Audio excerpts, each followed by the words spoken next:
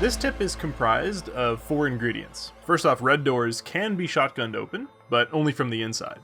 All doors can be shotgunned open as a matter of fact, but each door is handled a little differently. Secondly, since fire exits are always on the outside of the building and face out, they will swing the same direction every time. Thirdly, convenience store shutters, as mentioned in the beginner series, can be opened with door charges to create sightlines. Finally, the center pellet of a shotgun is completely accurate. Seriously, check it out. Totally accurate. So with all this in mind, you might be able to tell where this is going. You can start to make some big plays on the C-Store with these tools. If you get a map where the shutters have line of sight straight to a red door, you can effectively open both for the price of one. Bring the shotgun to the shutters, breach it with a door or a wall charge, and shotgun the red door's handle. So just like that, you've used one charge and set up a pincer attack. Plus, if you do things quickly, there will be almost no audio indication that the red door was open, so it can be pretty sneaky. This strategy is one of the coolest, and every time it gets put to use, it blows someone's mind. Flashing arcade for you? So map exploits are pretty uncommon. Here's a tip for identifying special red doors. If you happen across an exterior window that looks at a red door, you don't need a door charge. Just bring a shotgun. For defenders, assume that attackers will push these for free. Pick them down so that they can't put a door charge on them anyway, and put barbed wire there instead. It's a trade-off generally worth risking. In some examples, a green door can be in the way. You can shotgun the green door open first, and line up a shot between the cracks. Sometimes you'll have to go through several layers. Here's one where the shot needs to go through a window, into the building, past a green door, and then onto the red lock. Some of these types of exploits might get a map blacklisted from the playable pool, or we might never see these kinds of tricks ever again with changes to the map generation. So for now, keep your eyes peeled, and try drawing lines on the tack map towards red doors to see if you can get some easy shots.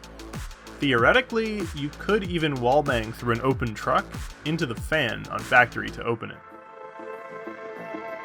Smoke placement and obfuscation.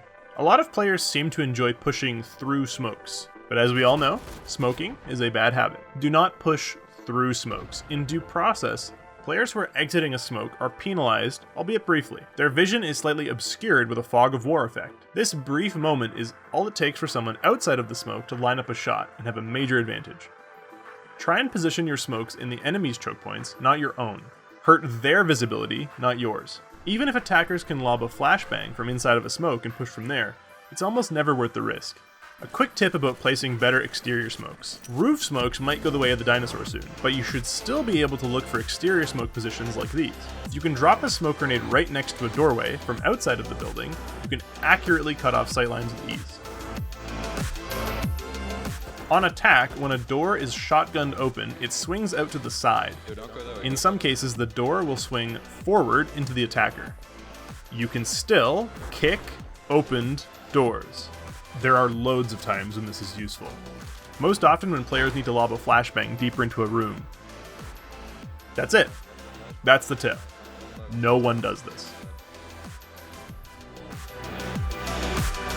Our last tip, and it's a classic. The mop and the auto shotgun are limited, powerful weapons. The worst case scenario when you take one of these is to die right away, gifting these weapons to the attackers. Have you ever noticed that when you take the mop off the wall, you try and take all the ammo, you're left with one bullet? That's a hidden tutorial informing the player that it's impossible to bring all the ammo in one round. So instead, you take just half the ammo. Realistically, you don't actually need to fire off 9 shots in a round. Generally, 4 to 6 will suffice. That way, if attackers do take the weapon, they might be left with around 2 shots, which won't be worth their time. Same with the auto shotgun, though it's much more straightforward. Take 1 drum per round. Simple as that. What if you're on the last round, though, and you still have a full ammo auto shotgun or mop on the board? That is where you can get sneaky. Take all the ammo, and then pick a spot deep inside the map and drop your gun. It will drop all the ammo on the floor. Then, pick up only half. Then you can go play somewhere else, inform your team where the ammo is, and now there's minimal risk that Argus obtains like a 27-round auto shotgun or a 7-round mop to clutch the game with. We've got more tricks in store, but I'd like to open things up a little bit. There's a Google form in the description of this video, and if you have a neat trick, feel free to submit it there.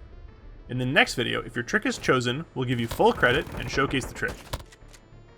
Try not to cover basic mechanics unless you have a really clever use. If you have something like an interesting place for a wall charge or some neat parkour, don't be afraid to send it in, but don't be offended if it doesn't show up in the next video. The submission form will be open for a while, and you're welcome to submit more than one trick.